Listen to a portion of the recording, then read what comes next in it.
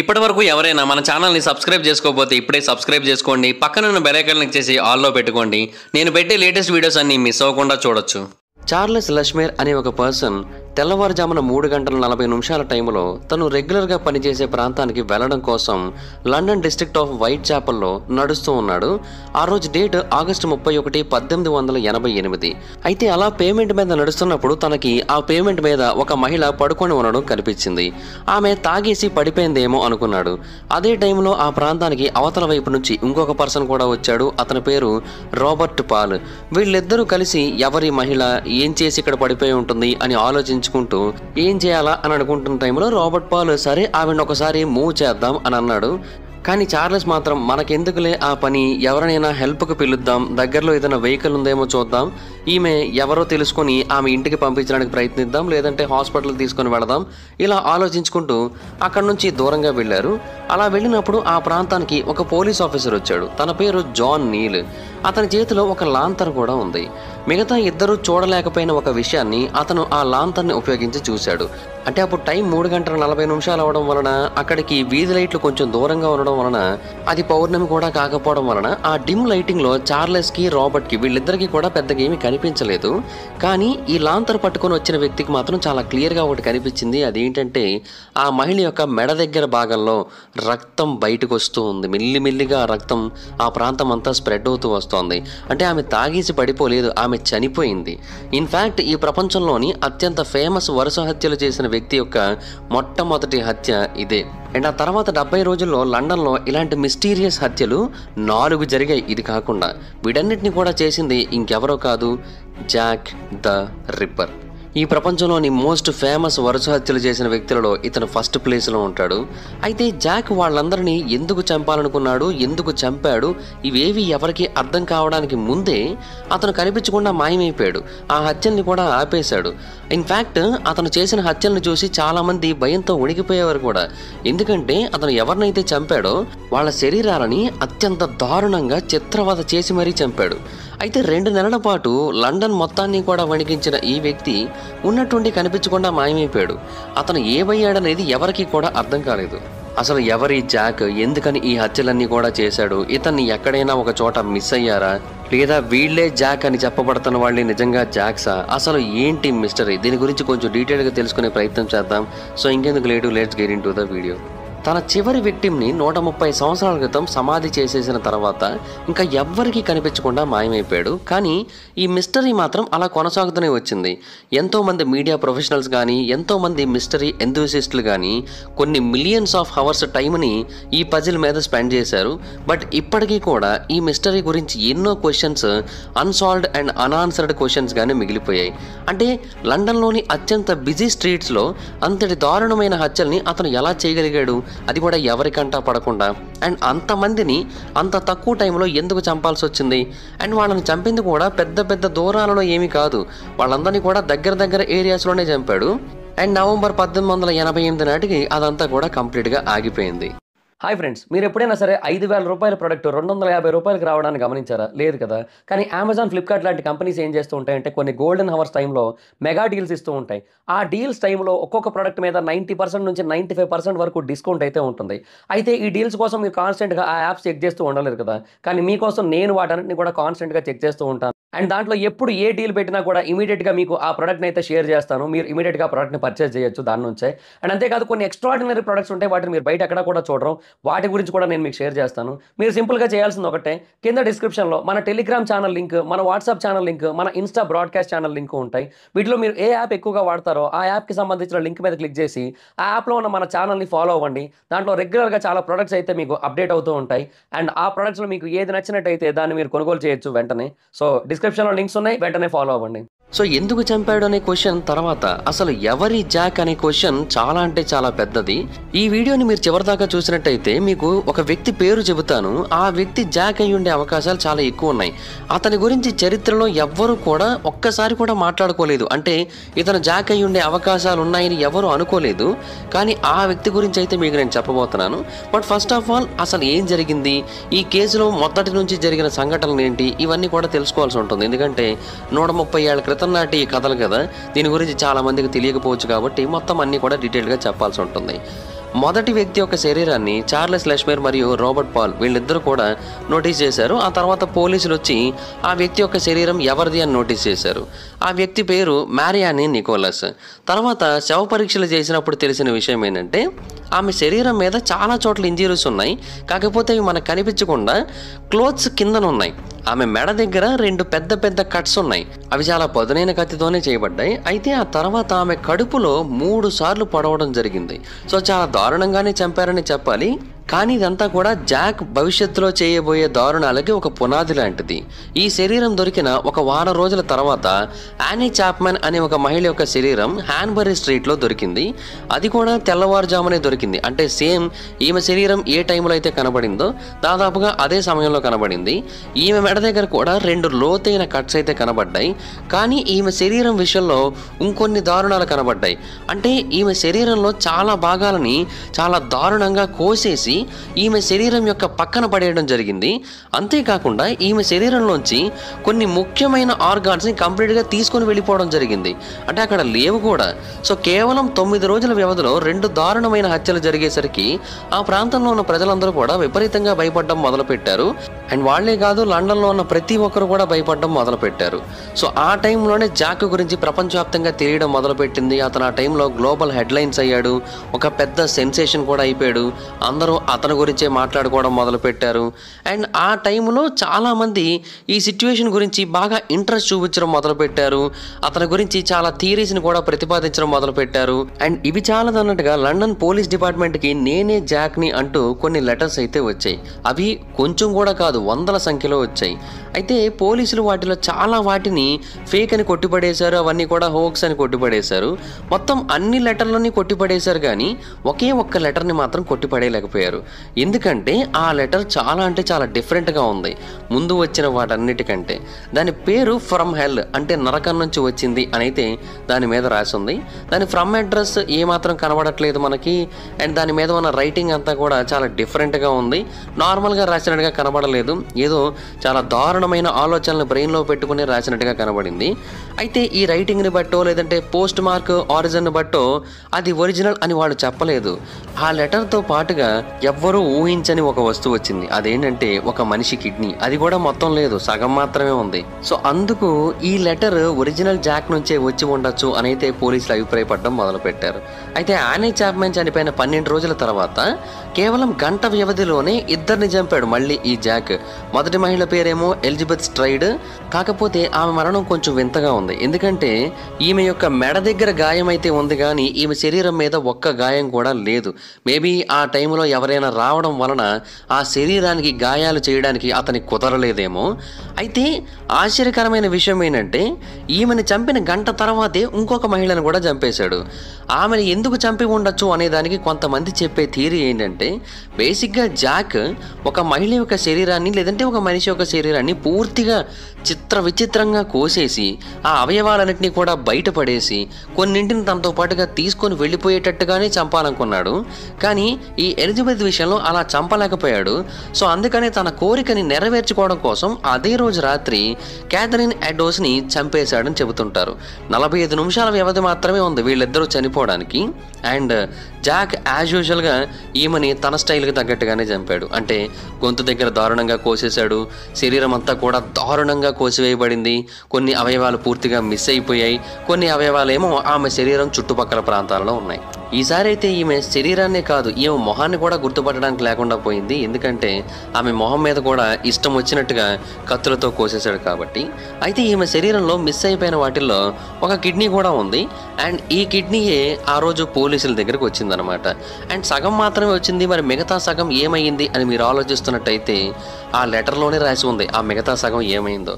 ఆ మిగతా సగాన్ని తనే ఫ్రై చేసుకొని తినేశాడంట. సో అసలు ఏమాత్రం ఊహ కూడా అందనంత దారుణంగా ఈ హత్యలు అయితే జరుగుతూ వచ్చాయి. అండ్ ఇలాగా ఈ హత్యలన్నీ జరుగుతూ వస్తున్నప్పటికీ కూడా వీటన్నిటికంటే దారుణమైన హత్య ఒకటి ఇది జరిగిన కొద్ది రోజులకు జరిగింది. ఆ రోజు డేట్ 9th సెప్టెంబర్ 1888. ఆ రోజు ఉదయం మేరీ జేన్ కెల్లీని చంపడం జరిగింది జాక్. ఈమెని చంపినంత దారుణంగా ఇంకెక్కడా చంపలేదు, ఎవరిని చంపలేదు. ఇన్ఫ్యాక్ట్ ఈమెని బయట చంపలేదు, అందరినీ బయట రోడ్ల మీద చంపుతూ వచ్చాడు. కానీ ఈమెను మాత్రం బయట చంపకుండా ఒక సింగిల్ బెడ్రూమ్ ఇంటిలో చంపాడు. ఈ సంఘటన గురించి 1980s లో FBI వాళ్ళు ఒక వివరణ ఇచ్చారు. ఆ టైంలో జాక్ కొంచెం ప్రైవసీ కావాలన్న ఉద్దేశంతో ఆమెని ఒక రూమ్ లోపల చంపాడు. ఎందుకంటే ఆమెని చాలా దారుణంగా చంపాడు. తనకి కొన్ని ఫ్యాంటసీస్ ఉన్నట్టున్నాయి. ఒక మనిషి శరీరాన్ని ఎన్ని ముక్కలుగా కోయగలం అనే విషయాన్ని తను తెలుసుకోవాలనుకుంటున్నట్టున్నాడు. అందుకని ఆ రోజు ఆ హత్యని ఇంటి లోపల చేశాడు. ఇన్ఫ్యాక్ట్ 2 గంటల టైంని తీసుకున్నాడనైతే FBI వాళ్ళు తెలియజేశారు. ఆ 2 గంటల్లో తను ఎంత దారుణంగా ఆ శరీరాన్ని కోసాడంటే మాటల్లో కూడా చెప్పలేకపోతున్నాను. ఈవెన్ మేరీ జేన్ యొక్క సొంత తల్లి తన శరీరాన్ని ఏమాత్రం గుర్తించలేకపోయింది, అంతటి దారుణంగా చంపాడు. ఇన్ఫ్యాక్ట్ దీనికి సంబంధించిన కొన్ని ఇమేజెస్ కూడా ఉన్నాయి, కానీ వాటిని నేను ఇక్కడ చూపించట్లేదు. ఎందుకంటే అవి ఎంత దారుణంగా ఉంటాయంటే వాటిని చూస్తే మీరు అన్నం తినలేరు, నిద్రపోలేరు, అవే వెంటాడుతూ ఉంటాయి మిమ్మల్ని. చాలా దారుణంగా ఉంటాయి అవి. అయితే లండన్ పోలీసు వాళ్ళు ఆ తర్వాత అతని కోసం చాలా ఎక్కువగా వెతికారు. లండన్కి చెందిన 1000 మందిని ఇంటర్వ్యూ చేశారు. 300 మంది అనుమానితుల్ని తీసుకొని వచ్చారు. అండ్ వాళ్ళలో 80 మందిని మరీ ఎక్కువగా క్వశ్చన్ చేశారు. బట్ వాళ్ళలో ఏ ఒక్కరు కూడా నేను జాక్ అని ఒప్పుకోలేదు. అండ్ వాళ్లే జాక్ అని పోలీసులు కూడా ప్రూవ్ చేయలేకపోయారు. అందువలన ఈ కేసు అనేది మోస్ట్ మిస్టీరియస్ కేసులో ఒకటిగా అలా నిలిచిపోయింది. ఈ ప్రపంచవ్యాప్తంగా సుమారుగా 500 మంది వీళ్ళే జాక్ అయి ఉండొచ్చు అనే కొన్ని థియరీస్ అయితే వచ్చాయి. కానీ ఎవరి విషయంలోని కూడా అది నిజమని అయితే ప్రూవ్ అవ్వలేదు. కానీ కొన్ని థియరీస్ మాత్రం చాలా వింతగా కూడా అనిపిస్తూ ఉంటాయి. అందులో ఒక థియరీ ఏంటంటే ఆ జాక్ ఇంకెవరో కాదు, ప్రిన్స్ అయిన ఆల్బర్టే. ఇతను ఇంకెవరో కాదు, క్వీన్ విక్టోరియా యొక్క గ్రాండ్ సన్. అండ్ నెక్స్ట్ రాజ్ అవ్వబోతున్న పర్సన్ కూడా. ఇతను జాక్ అనడానికి కొంతమంది చెప్పిన కారణం ఏంటంటే అతనికి ఒక వైట్ చాపెల్ వేశ్యతో ఒక సంతానం ఉంది. ఈ సంతానం ఉన్న విషయం ఆమె ఎక్కడ బయటకు చెబుతుందో అన్న ఉద్దేశంతో ఆమెను చంపాలనుకున్నాడు. అంతేకాకుండా ఈ నిజం ఎవరెవరికైతే తెలుసో వాళ్ళందరినీ కూడా చంపేస్తూ వచ్చాడు. ఇది ఒక థియరీ. అండ్ ఇంకొక థియరీ ఏంటంటే లెవిస్ క్యారోల్ అనే ఒక ఆథర్ ఉన్నాడు. ఇతనే ఈ హంతకుడని కూడా మరికొంతమంది తెలియజేస్తూ వచ్చారు. మెయిన్గా ఇంకొక ఆథర్ తెలియజేశాడు. అతని పేరు రిచర్డ్ వాలెస్. అతను ఏమని చెప్పాడంటే ఈ క్యారోల్స్ యొక్క పోయమ్స్ అన్నిటిని కూడా తీసుకొని వచ్చి ఒక ఆర్డర్లో కనుక మనం పెట్టినట్టయితే అవన్నీ కూడా ఒక కన్ఫెషన్ని మనకు అందిస్తున్నట్టుగా తెలుస్తోందని తెలియజేశాడు. అంటే ఏదో ఒక పెద్ద నేరం చేసి ఆ నేరాలు చేసినందుకు బాధపడుతున్నట్టుగా ఈ కన్ఫెషన్ అయితే క్రియేట్ చేసినట్టుగా అందులో ఉంది. ఇన్ఫ్యాక్ట్ అది అబద్ధం అయితే కాదు. క్యారోల్స్ యొక్క పోయమ్స్ అన్నిటినీ కూడా మనం తీసుకొచ్చినట్టయితే నిజంగానే అది మనకు ఒక కన్ఫెషన్లా కనిపిస్తూ ఉంటుంది. కానీ చరిత్రలో ఎన్నో పుస్తకాలు ఉన్నాయి. మనం వాటన్నిటిని కనుక ఒకసారి ప్రాపర్గా చెక్ చేసినట్టయితే నిజంగానే వాటిలో చాలా పోయమ్స్ కన్ఫెషన్స్ లాగే కనబడుతూ ఉంటాయి. ఇన్ఫ్యాక్ట్ ఈ రిచర్డ్ వాలెస్ అనే పర్సన్ అవతల వ్యక్తి గురించి నిందలేశాడు కదా, ఈ రిచర్డ్ వాలెస్ అనే ఒక పర్సన్ కూడా కొన్ని పోయమ్స్ రాశాడు. అతని పోయమ్స్ని కూడా ఒక వరుస ప్రకారం కనుక చేర్చినట్టయితే వాటిలో కూడా మనకు కొన్ని కన్ఫెషన్స్ అయితే కనబడుతున్నాయి. సో ఆబ్వియస్లీ ఇలాంటివన్నీ కూడా చరిత్రకు చెందిన వాటిల్లో చాలా రెగ్యులర్గా కనబడుతూ ఉంటాయి. అందువలన మనం వీటిని అంత కన్సిడర్ చేయాల్సిన అవసరం లేదు అనేది చాలామంది పాయింట్. సో ప్రిన్స్ ఆల్బర్ట్ గురించి కానీ, లూయిస్ క్యారోల్ గురించి కానీ వీళ్ళ గురించి ఎవరు ఒక్క విషయాన్ని కూడా ప్రూవ్ చేయలేకపోయారు. అయితే అన్నిటికంటే ఆశ్చర్యకరమైన విషయం ఏంటి అంటే ఆ 5 హత్యలు జరిగింది కూడా కేవలం 1 మైలు పరిధిలోనే, ఎక్కువ దూరంలో జరగలేదు. సో అతను ఖచ్చితంగా ఆ ప్రాంతంలోనే ఎక్కడో ఒక చోట నివసిస్తూ ఉండొచ్చని అయితే చాలామందికి అనిపించింది. సో అతనికి ఆ ప్రాంతం గురించి చాలా ఎక్కువగా తెలియడం వలనే ఆ ప్రాంతంలోనే హత్యలు చేశాడని అయితే చాలామంది నమ్ముతూ ఉంటారు. అయితే చాలామంది అతని విషయంలో ఎక్కువగా నమ్మిన మాట ఏంటంటే అతను పెద్ద పెద్ద పనులు చేసే పర్సన్ కాదు, ఒక సింపుల్ నార్మల్ పర్సన్. కాకపోతే ఏంటంటే అతను ఆడవాళ్ళని ఎక్కువగా టార్గెట్ చేశాడు. అండ్ ఆ టార్గెట్ చేసిన ఆడవాళ్ళందరూ కూడా ప్రత్యేకమే. ఎందుకంటే వాళ్ళందరినీ అతను రాత్రిపూట చంపాడు అని మనం అనుకుంటున్నాం, కానీ కాదు, వాళ్ళందరూ రాత్రికి చెందిన ఆడవాళ్లే. అంటే వాళ్ళందరూ కూడా వేశ్యలే. ఆ వేశ్యల్ని చంపుతూ వచ్చాడు. అయితే వాళ్ళని చంపడం కొంచెం ఈజీ అవడం వలన అతను చంపాడా, లేదంటే వాళ్ళనే చంపాలి అన్న ఉద్దేశంతోనే చంపాడా అనేది మనకి పూర్తిగా అయితే అర్థం కాలేదు. కానీ ఖచ్చితంగా అతను ఏదో ఒక ఉద్దేశంతోనే వాళ్ళని చంపాడనైతే చాలామంది నమ్ముతూ ఉంటారు. అండ్ ఇలాంటి ఆలోచనలు వచ్చినప్పుడు కొంతమంది పేర్లు ఎక్కువగా వినిపించాయి. ఒకవేళ మీరు గనక జాకాలజిస్ట్ కాకపోయినట్టయితే, అంటే జాక్ గురించి ఎక్కువగా ఆలోచించే వాళ్ళని, ఎక్కువగా అనలైజ్లు చేసే వాళ్ళని అప్పట్లో జాకాలజిస్ట్ అని పిలిచేవారు. సో ఈ జాకాలజిస్ట్ అయినట్టయితే మీకు అన్ని విషయాలు తెలిసే ఉంటాయి. కానీ మీరు కాకపోయినట్టయితే ఈ జాక్ని మొదట్లో వేరే పేరుతో పిలిచేవారు, అదే లెదర్ యాప్రాన్. ఈ లెదర్ యాప్రాన్ అనే పేరు మొట్టమొదటిగా ఫేమస్ అయింది మొదటి హత్య జరిగిన టైంలోనే. ఈ మ్యారీ అనే నికోలస్ ఎప్పుడైతే చనిపోయిందో పోలీసులు ఆమెకి చెందిన ఫ్రెండ్స్ని, ఆమె యొక్క రిలేటివ్స్ని వీళ్ళందరినీ కూడా కలిసి మాట్లాడారు. అంటే ఇంకెవరో కాదు, తన తోటి వేషలే ఎక్కువ మంది ఉన్నారు వాళ్ళలో. తనకు తెలిసిన ఫ్రెండ్స్ బయట వాళ్ళు చాలా తక్కువ ఉన్నారు. వాళ్ళందరినీ ఇంటర్వ్యూ చేస్తున్నప్పుడు ఒక విషయం అయితే చాలా ఎక్కువగా వినబడింది. అదేంటంటే లెదర్ యాప్రాన్ని ధరించిన ఒక పర్సన్. సో ఈ పేరు ఆ పర్సన్ యొక్క నిక్నేమ్గా కూడా మారిపోయింది. ఆ ప్రాంతంలోనే ఈ లెదర్ యాప్రాన్ని ధరించిన మిస్టీరియస్ వ్యక్తి నివసిస్తూ ఉండేవాడు. అతను ఆ ప్రాంతంలో చాలాసార్లు చాలా మందిని తన దగ్గర ఉన్న కత్తితో బెదిరించాడు కూడా. అతని దగ్గర ఒక చాలా పెద్ద కత్తి ఉండేది, అది ఎప్పుడూ తన బెల్ట్ దగ్గరే పెట్టుకొని తిరుగుతూ ఉండేవాడు.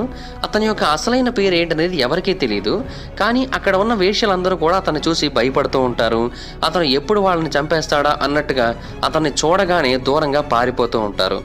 అయితే కొంతమంది ఏమంటారంటే అతను ఇంకెవరో కాదు, అక్కడికి దగ్గరలో పనిచేసే బూట్ మేకర్ అయిన జాన్ ఫైజర్ అని చెబుతుంటారు.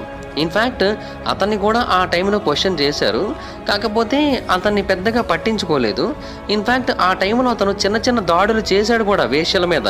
అంటే ఆ కత్తులతో లైట్గా పొడవడం లాంటివి చేశాడు. కానీ అతను చేసింది మరీ పెద్ద నేరం కాదు అని అప్పట్లో అయితే అతను వదిలేశారు. అంటే 1888 సంవత్సరంలో హత్యలు చేసినప్పటికీ కూడా పెద్దగా శిక్షలు పడేవి కాదు కదా. దాని కారణంగా ఏంటంటే అతను చేసిన చిన్న చిన్న వాటికి అతను వదిలేశారు. సో అతని దగ్గర ఒక పెద్ద కత్తి ఉండేది, వేశ్యలతో అతనికి పడేది కాదు, రెగ్యులర్గా గొడవలు అవుతూ ఉండేవి. అండ్ ఆల్రెడీ అతను లైట్గా కొంతమందిని పొడిచాడు. ఇవన్నీ దృష్టిలో పెట్టుకొని ఇతనే జాక్ అయి ఉండొచ్చు అని అభిప్రాయపడ్డారు. బట్ ఇతను కూడా కాదని మరొక చోట కన్ఫర్మ్ అయింది. ఎందుకు అంటే ఈ వ్యక్తి నిజానికి చెప్పాలంటే ఆ హత్యలు జరగడానికి ముందే వేరే ప్రాంతానికి వెళ్ళిపోయాడు. దానికి సంబంధించిన ఆధారాలు కూడా దొరికాయి. ఆ టైంలో ఇంకొక వ్యక్తి పేరు వినిపించింది. అతని పేరే జేమ్స్ మేబ్రిక్. అంటే ఎప్పుడైతే అతను కాదని ప్రూవ్ అయిందో ఆటోమేటిక్గా ఇతని పేరు ఎక్కువ వినిపించింది. ఇతను లివర్పూల్ ప్రాంతానికి చెందిన ఒక కాటన్ మర్చెంట్. ఇతని భార్య చంపేసింది. ఎప్పుడైతే చివరిగా జాక్ ఒక వ్యక్తిని చంపేశాడో, అంటే చాలా దారుణంగా చంపాడని చెప్పాను కదా, ఆమెను చంపేసిన తర్వాతే ఇతని భార్య ఇతన్ని చంపేసింది. సో మేబీ ఇతనే జాక్ అయి ఉండొచ్చు. అతను ఆ టైంలో చనిపోయాడు కాబట్టి ఆ టైంలో హత్యలన్నీ కూడా ఆగిపోయి ఉండొచ్చు అని అయితే చాలామంది అభిప్రాయపడ్డారు. మరి మిసెస్ మార్వరిక్ తన భర్తే ఈ హత్యలన్నీ కూడా చేశాడు అని తెలుసుకున్న తర్వాత తన భర్తను చంపేసిందా లేదంటే వేరే ఏదైనా కారణంతో చంపిందా అనేది అయితే మనకి పూర్తిగా తెలియదు. కానీ అతను చనిపోయిన ఎన్నో ఏళ్ల తర్వాత, సుమారుగా ఒక 100 సంవత్సరాల తర్వాత ఒక డైరీ దొరికింది 1992 సంవత్సరంలో. అది కూడా ఒక స్క్రాప్ మెటల్ డీలర్ దగ్గర దొరికింది. అతను లివర్పూల్కి చెందిన పర్సనే. అతని పేరు మైకేల్ బెర్రాట్. ఇతను ఆ డైరీని తీసుకొని వచ్చి తన ఫ్రెండ్కి ఇచ్చాడు. ఆ తర్వాత ఆ డైరీ వేరే వాళ్ళ చేతులు మారి ఫైనల్గా పోలీసుల దగ్గరికి చేరింది. పోలీసులు దాంట్లో ఉన్న డీటెయిల్స్ అన్నీ కూడా చూస్తే అందులో జాక్ 5గురిని చంపాడు కదా, ఆ 5గురికి సంబంధించిన వివరాలు ఉన్నాయి. అండ్ ఇన్ఫ్యాక్ట్ పోలీసుల లిస్టులో లేని 2 కేసుల యొక్క ఇన్ఫర్మేషన్ కూడా ఆ డైరీలో కిందన మెన్షన్ చేయబడింది. ఆ డైరీ ఎవరిదో తెలుసుకోవడానికి ఎక్కువ టైం పట్టలేదు, ఎందుకంటే ఆ డైరీ కిందన జేమ్స్ మేబ్రిక్ అనే ఒక పేరు అయితే ఉంది. సో వీటన్నిటిని బట్టి చూసి 100 సంవత్సరాల క్రితం నాటి డైరీ కాబట్టి అండ్ అప్పుడు జరిగిన సంఘటనల గురించి అందులో చాలా క్లియర్గా చెప్పబడింది కాబట్టి ఇతనే జాక్ అయి ఉండొచ్చని ఆ టైంలో చాలామంది అభిప్రాయపడ్డారు. ఇన్ఫ్యాక్ట్ పోలీసులు కూడా ఇంకా ఈ కేసును మేము సాల్వ్ చేసేసాం అని హ్యాపీగా ఫీల్ అయ్యారు. అండ్ ఇన్ఫ్యాక్ట్ ఆ డైరీని మొదట టెస్టింగ్లకు పంపించారు.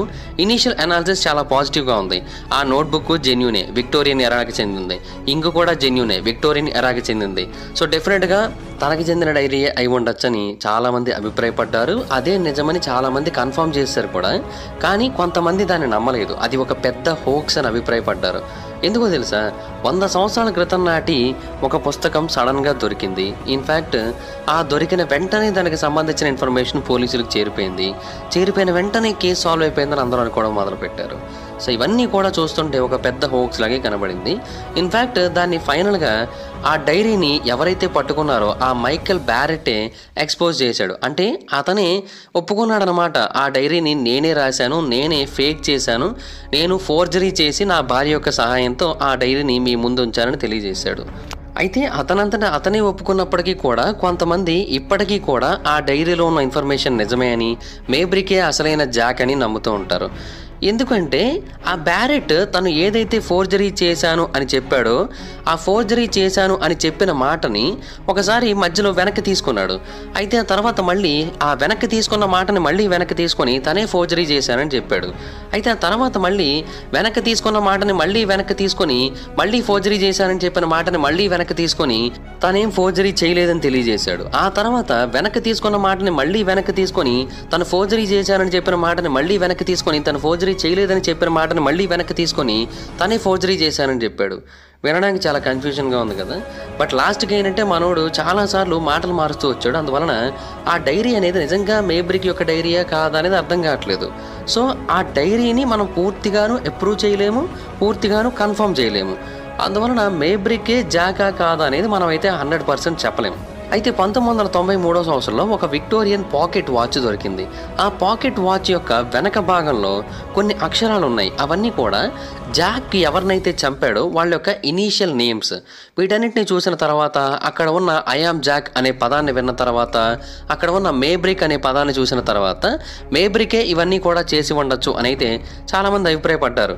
కానీ అప్పటికే ఇలాంటివి చాలా చూస్తుండడం వలన ఇది కూడా ఫేక్ అయి ఉండొచ్చు అని చాలామంది నమ్మారు. బట్ ఆ తర్వాత పరిశోధనలు చేసినప్పుడు ఇది అప్పటి కాలానికి చెందిందే అని అయితే కన్ఫర్మ్ అయింది. సో డెఫినెట్గా కొన్ని దశాబ్దాల క్రితం నాటిది కాబట్టి ఇది మేబ్రికే రాసి ఉండొచ్చు, లేదా అతని గురించి తెలిసిన వాళ్ళు ఎవరో అప్పట్లో రాసి ఉండొచ్చు అని అభిప్రాయపడ్డారు.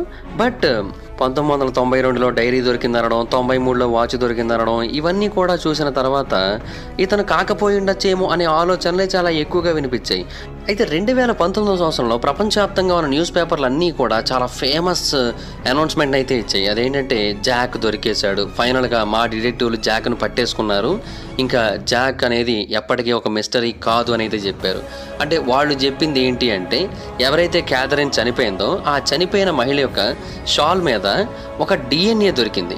ఆ డిఎన్ఏ క్యాథరిన్ యొక్క క్లోజ్ రిలేటివ్ అయిన ఆరోన్ కాస్మెన్స్కీ అనే ఒక పర్సన్ది. ఇతను బేసిక్గా ఆ చుట్టుపక్కల ప్రాంతాలలోనే అప్పట్లో నివసిస్తూ ఉండేవాడు. అండ్ ఆ హత్యలు జరిగిన ప్రాంతం ఏదైతే ఉందో ఎగ్జాక్ట్గా అక్కడే నివసించేవాడు. అయితే ఇతని యొక్క మెంటల్ కండిషన్ అంత స్టేబుల్గా ఉండేది కాదు. ఇన్ఫ్యాక్ట్ 1891 సంవత్సరంలో అతన్ని మెంటల్ హాస్పిటల్లో చేర్పించారు కూడా. అంటే హత్యలు ఆగిపోయిన కొన్నాళ్ళ తర్వాత ఇతని హాస్పిటల్లో చేర్పించారు. సో ఇతను హాస్పిటల్లో చేరడం వలనే ఆ హత్యలన్నీ కూడా ఆగిపోయాయని చాలామంది చెప్పే మాట. కానీ కరెక్ట్గా ఆలోచించినట్టయితే ఇతని విషయంలో కూడా చాలా రకాల ప్రాబ్లమ్స్ ఉంటాయి. అంటే ఫారెన్సిక్ ఎవిడెన్స్ ఏదైతే అప్పట్లో దొరికిందో ఆ ఎవిడెన్స్ అంతా కూడా మైటోకాండ్రియల్ డిఎన్ఏ మీద ఆధారపడి ఇవ్వడం జరిగింది. అంటే ఈ డిఎన్ఏ అనేది కొన్ని వేల మంది చేత షేర్ చేసుకోబడుతుంది. సో ఆ డిఎన్ఏ అతనితో మ్యాచ్ అయింది కానీ అతనే ఆ హత్యలు చేశాడనడానికి అదైతే సరిపోదు. ఇంకొకటి ఏంటంటే అక్కడ దొరికిన షాల్ నిజానికి క్యాథరిన్దా కాదా అనే విషయం కూడా ఎవరికీ పూర్తిగా తెలియదు. అందువలన ఈ మిస్టరీకి ఎగ్జాక్ట్ ఆన్సర్ అయితే దొరకలేదని చాలామంది అభిప్రాయపడ్డారు, ఈవెన్ 2019లో కూడా. అంటే మీరు ఇక్కడ ఒక ప్యాటర్న్ గమనించినట్టయితే ఒక వ్యక్తి జాక్ అయి ఉండొచ్చు అనడానికి కొన్ని పాసిబిలిటీస్ ఉంటున్నాయి. అదే టైంలో అతను జాక్ కాకపోవచ్చు అనే దానికి కూడా కొన్ని పాసిబిలిటీస్ అయితే ఉంటున్నాయి. అందువలన ఎవరు ఎగ్జాక్ట్గా జాక్ అనేది అయితే మనం చెప్పలేకపోతున్నాం. కానీ ఒక వ్యక్తి ఉన్నాడు. ఈ వ్యక్తి అందరికంటే చాలా స్పెషల్. ఎందుకంటే ఇతన్ని పోలీసులు ఒక్కసారి కూడా ఇంట్రాగేట్ చేయలేదు, ఇతన్ని ఒక్కసారి కూడా అనుమానించలేదు. ఇతను అయి ఉండొచ్చేమో అన్న ఆలోచన కూడా రాలేదు కనీసం వాళ్ళకి. కానీ ఇతనే జాక్ అయి ఉండే అవకాశాలు అయితే ఉన్నాయి. ఇన్ఫ్యాక్ట్ ఈ వీడియోలో ఆల్రెడీ అతని గురించి మనం ప్రస్తావించుకున్నాం కూడా. మేబీ మీరు పసిగట్టారో లేదో అది వేరే విషయం.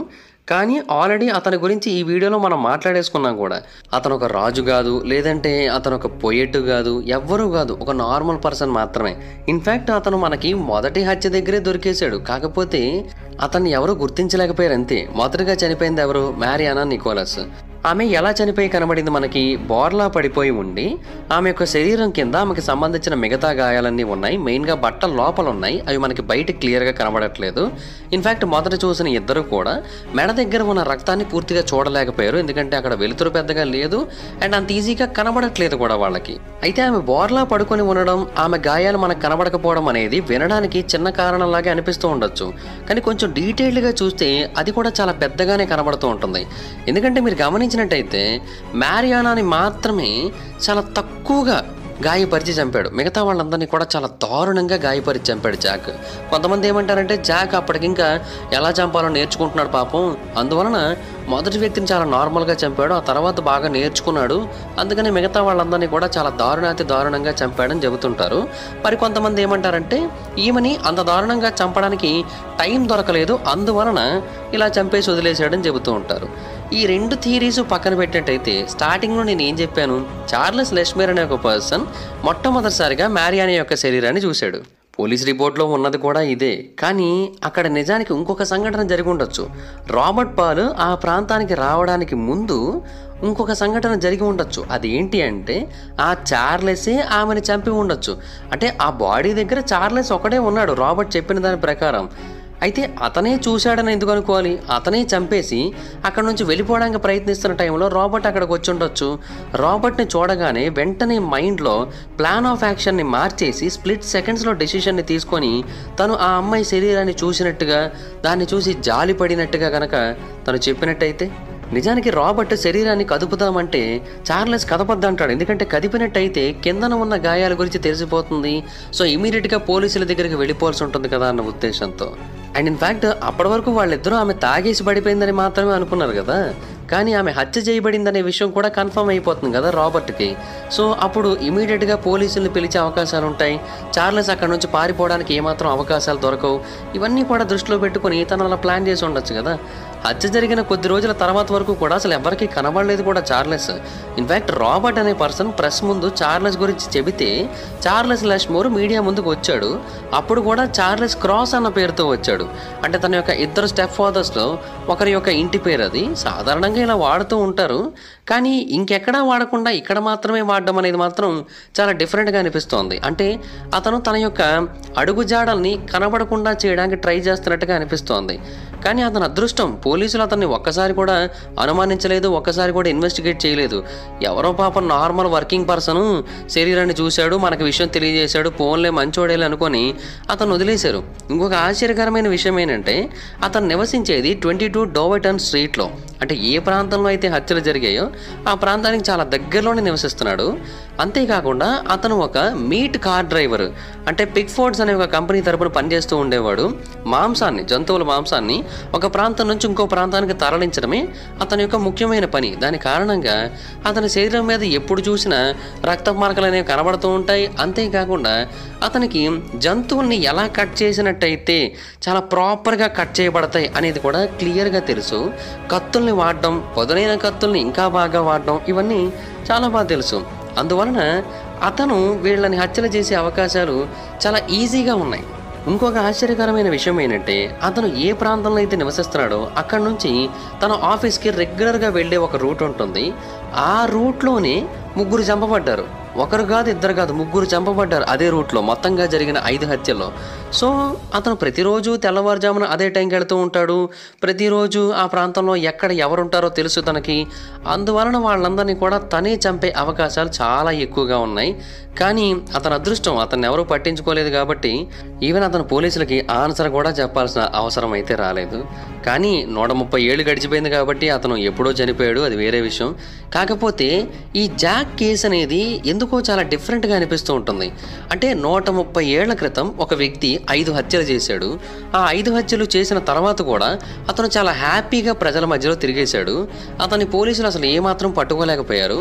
ఇన్ఫ్యాక్ట్ ఈ చార్లెస్సే గనక ఆ జాక్ అయినట్టయితే ఈ చార్లెస్ తన చుట్టూ ఉన్న ఎంతో మందితో కలిసి రోజు ట్రావెల్ చేస్తూ ఉన్నాడు. ఆ తర్వాత కూడా అంటే వర్క్ చేసే చోట కానీ ఇంటి దగ్గర కానీ అందరితో కలిసి మాట్లాడుతూ ఉండేవాడు. వాళ్ళందరూ ఇతనితో కలిసి రెగ్యులర్గా బయటికి వెళుతూ ఉండేవారు కూడా. సో ఒక పెద్ద హంతకుడితో వాళ్ళందరూ కలిసి బయటికి వెళ్ళినట్టే. అండ్ ఈ కేసుకి సంబంధించిన ఎన్నో డాక్యుమెంట్స్ ఆ తర్వాత కాలిపోయాయి కూడా కొన్ని ప్రమాదాలు జరిగినప్పుడు. అలాగా ఈ కేసు ఒక కొలిక్కి రాకుండా పోయింది. ప్రస్తుతానికైతే ఈ కేసు గురించి ఎవరూ పట్టించుకోవట్లేదు. అండ్ 2019లో ఏదైతే న్యూస్లోకి వచ్చిందో అదే నిజమైన భ్రమలో ఇప్పటికీ కూడా చాలామంది బతికేస్తున్నారు, కానీ అదైతే నిజం కాదు. సో డెఫినెట్గా చార్లెస్ అయి ఉండే అవకాశాలు చాలా అంటే చాలా ఎక్కువ ఉన్నాయి. ఒకవేళ ఆ రోజు రాత్రి రాబర్ట్ని తనని వీళ్ళిద్దరినీ కూడా అనుమానించి వాళ్ళిద్దరినీ కూడా ఇంట్రాగేట్ చేసినట్టయితే ఆ రోజు రాత్రి అసలైన నిజం తెలిసిపోనేమో. ఆ టైంలోనే అతను దొరికిపోయేవాడేమో. ఒకవేళ అతను కనుక అప్పుడు దొరికిపోయినట్టయితే అసలు ఇంకా మిగతా వాళ్ళని చంపగలిగేవాడు కూడా కాదు కదా. సో ఇదేది కూడా జరగలేదు, కానీ జరిగి ఉంటే ఇంకోలా ఉండేదనేది నా పాయింట్ ఇక్కడ. అలాగే ఇప్పటికీ కూడా జాక్ కేసు ఒక మిస్టరీగానే మిగిలిపోయింది. చూడాలి మరి ఎప్పటికి జవాబు దొరుకుతుందో. So that's it guys, this is the video కనుక మీకు నచ్చినట్టయితే లైక్ చేయండి, వీడియో షేర్ చేయండి. ఇప్పుడు కారణం మన ఛానల్ని సబ్స్క్రైబ్ చేసుకోకపోతే ఇప్పుడే సబ్స్క్రైబ్ చేసుకోండి. పక్కన బెల్ ఐకాన్ ఆల్లో పెట్టుకోండి, నా ఫర్దర్స్ మిస్ అవ్వకుండా చూడొచ్చు. చాలా మంది చూస్తాం కానీ సబ్స్క్రైబ్ చేసుకోండి. So please try to subscribe and click the bell icon also. నా ఇన్స్టాగ్రామ్ ఐడి జబర్దస్త్ మైదర్, మీ అక్కడ కూడా వచ్చినట్టు ఫాలో అవ్వచ్చు. Thank you so much guys, bye. Hi friends, మీరు ఎప్పుడైనా సరే 5,000 రూపాయల ప్రొడక్ట్ 250 రూపాయలకి రావడానికి గమనించారా? లేదు కదా. కానీ అమెజాన్, ఫ్లిప్కార్ట్ లాంటి కంపెనీస్ ఏం చేస్తూ ఉంటాయంటే కొన్ని గోల్డెన్ హవర్స్ టైంలో మెగా డీల్స్ ఇస్తూ ఉంటాయి. ఆ డీల్స్ టైంలో ఒక్కొక్క ప్రొడక్ట్ మీద 90% నుంచి 95% వరకు డిస్కౌంట్ అయితే ఉంటుంది. అయితే ఈ డీల్స్ కోసం మీరు కాన్స్టెంట్గా ఆ యాప్స్ చెక్ చేస్తూ ఉండలేరు కదా. కానీ మీకోసం నేను వాటన్నిటిని కూడా కాన్స్టెంట్గా చెక్ చేస్తూ ఉంటాను. అండ్ దాంట్లో ఎప్పుడు ఏ డీల్ పెట్టినా కూడా ఇమీడియట్గా మీకు ఆ ప్రొడక్ట్ని అయితే షేర్ చేస్తాను. మీరు ఇమీడియట్గా ప్రొడక్ట్ని పర్చేస్ చేయొచ్చు దాని నుంచే. అండ్ అంతేకాదు కొన్ని ఎక్స్ట్రాడినరీ ప్రొడక్ట్స్ ఉంటాయి, వాటిని మీరు బయట ఎక్కడ కూడా చూడరు. వాటి గురించి కూడా నేను మీకు షేర్ చేస్తాను. మీరు సింపుల్గా చేయాల్సింది ఒకటే, కింద డిస్క్రిప్షన్లో మన టెలిగ్రామ్ ఛానల్ లింక్, మన వాట్సాప్ ఛానల్ లింక్, మన ఇన్స్టా బ్రాడ్కాస్ట్ ఛానల్ లింక్ ఉంటాయి. వీటిలో మీరు ఏ యాప్ ఎక్కువగా వాడతారో ఆ యాప్కి సంబంధించిన లింక్ మీద క్లిక్ చేసి ఆ యాప్లో ఉన్న మన ఛానల్ని ఫాలో అవ్వండి. దాంట్లో రెగ్యులర్గా చాలా ప్రొడక్ట్స్ అయితే మీకు అప్డేట్ అవుతూ ఉంటాయి. అండ్ ఆ ప్రొడక్ట్స్లో మీకు ఏది నచ్చినట్టయితే దాన్ని మీరు కొనుగోలు చేయొచ్చు వెంటనే. సో డిస్క్రిప్షన్లో లింక్స్ ఉన్నాయి, వెంటనే ఫాలో అవ్వండి.